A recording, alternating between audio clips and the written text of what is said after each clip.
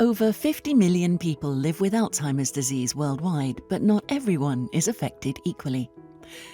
We now know that there is considerable heterogeneity in how the disease affects people, and that sex and gender are underappreciated contributors to this variability.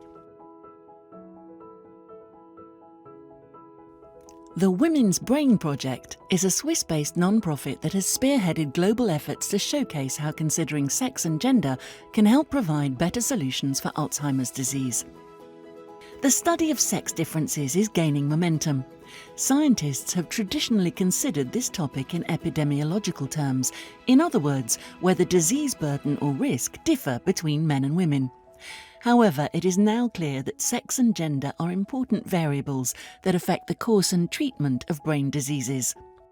Therefore, if we want to implement better solutions that eventually change medical practice, we must follow and implement this thinking at every stage of the R&D pathway.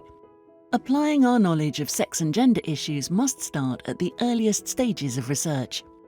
Laboratory work with cells and animal models should account for how sex-based mechanisms contribute to the complexity of Alzheimer's disease, as findings in one sex may not be applicable to both. Even sex-specific life changes such as menopause should be considered, since hormonal fluctuations can also influence risk and disease presentation in a sex-specific manner. Even though 2/3 of people affected by Alzheimer's disease worldwide are female, there is a startling underrepresentation of women in clinical trials.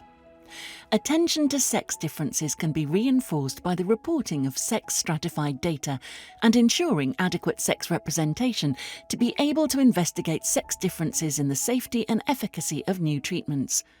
In the era of precision medicine and personalised health, we cannot forget to account for the impact of sex and gender.